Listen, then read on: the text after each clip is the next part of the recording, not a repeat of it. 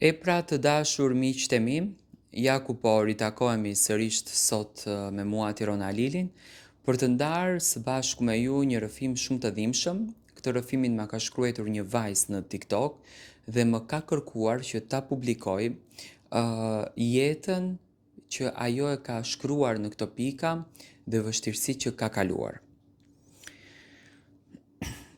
Quhem Nesa dhe kjo është historia ime.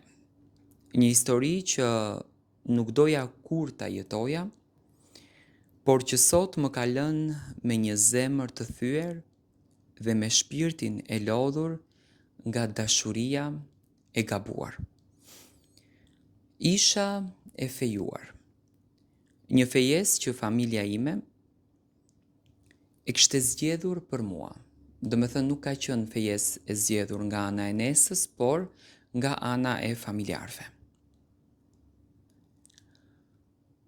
Një lidhje që në sytë e tyre ishte e duhur, por në zemrën time ishte bosh. Në atë kohë punoja bashkë me një djalë tjetër. Nuk ishte planifikuar, nuk ishte menduar, thjesht ndodhi. Çdo ditë të shiheshim bashkë. Flisnim, qeshnim, dhe pa e kuptuar, zemrat tona filluan që të lidhen. Thënë shkurt, ne u dashuruam. Një dashuri e ndaluar, një dashuri e pamundur, një dashuri që nuk duhej në të vërtet që të ekzistonte fare. E dija që ishte gabim, e dija që isha e fejuar, por zemra në asnjë mënyrë nuk pyet. Zemra e ndjen, zemra i ndjen gjërat. Pastaj erdhi dita e martesës. Dita që çdo vajzë duhet të jetë e lumtur, por realisht unë nuk doja që të martohesha. Qaja në heshtje, i thoja vetes, mos e bëj këtë gjë Nesa. Nuk e do këtë njeri. Por familja ime nuk më lejoi që të ndahesha. Duhet patjetër të martohesha. Nuk ka kthim mbrapa. Nderi i familjes është mbi gjithçka. Dhe unë realisht u martova pa dashuri, pa dëshirë, pa zemër. Nuk qëndrova asnjë muaj. Çdo ditë ishte dhimbje, çdo natë ishte lot, dhe një ditë vendosa që të prish gjithçka. Sepse zemra ime realisht ishte diku tjetër. Ai që e doja ishte i martuar, kishte fëmijë, kishte familje. Familjet tona e dinin për ne dhe askush nuk pranonte, askush realisht nuk na lejonte. Na ndan, na kërcënuan, por edhe na gjykuan. Por ne luftuam shumë. Dhe një ditë i lam familjet tona pas, i lam fjalët, i lam lotët, i lam kërcënimet. U martuam të dy së bashku. U futëm në një banesë të vogël, me shpresën se dashuria do të mjaftonte. Familja ime më tha fjalët më të rënda që realisht një vajzë mund t'i dëgjojë. Nëse merr atë djalë, për ne ke vdekur.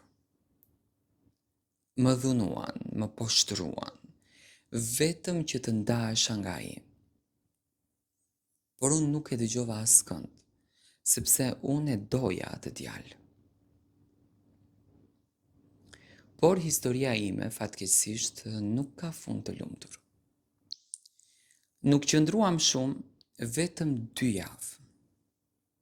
Një ditë, ai më braktisi. Më dërgoi përsëri tek familja ime. Dhe vetë u kthye tek familja e tij.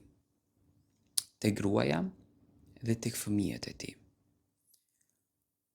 U bashkua me ata edhe mua më la vetëm.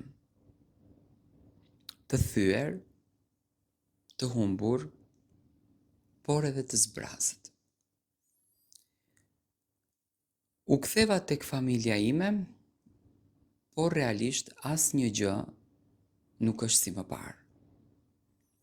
Të gjitha sakrificat e mia, të gjitha ato dhimbje, të gjitha vështirësitë që unë i përballova për ta, u haruan krejtësisht. Sikur të mos kisha ekzistuar në asnjë mënyrë. Sot jam këtu me një zemër të thyer, më mungon shumë, jashtëzakonisht shumë, nuk mundem pa të, por nuk i besoj më askujt. Nuk mund t'i jap dashuri askujt tjetër, sepse unë dhash gjithçka dhe mbeta realisht pa asnjë gjë. Një njeri që të dashuron vërtet, nuk të braktis kur. Nuk ikën dhe nuk dorëzohet kur. Ai lufton, qëndron, derisa të arrijë qëllimin e tij. Por, në të vërtetë ai më la mua. Kishim ëndra, kishim plane, kishim shpresë, flisnim për një vajzë me emrin që unë edhe ai kishim përzgjedhur. Një emër që mua sot më dhëmb sa herë unë e dëgjoj. Sepse ajo vajzë mbeti vetëm një ëndër. Një emër pa jetë, një ëndër që realisht nuk u realizua kurrë. Kjo është historia ime, historia një vajze që deshi gabim, që sakrifikoi gjithçka dhe mbeti vetëm. Unë doja të them disa fjalë për Nesën, e cila ka përjetuar këtë dhimbje. Çfarë duhet të kesh mësuar nga kjo gjë? Nga kjo gjë duhet të kesh mësuar, e dashur, që nuk duhet të besosh te një njeri që ka familje. Se një ditë ai kthehet familjes së tij pa marrë parasysh se sa të premton ty. Unë uroj me zemër që t'ja besosh zemrën dikujt tjetër dhe të ndërtosh një histori tjetër të bukur dashurie.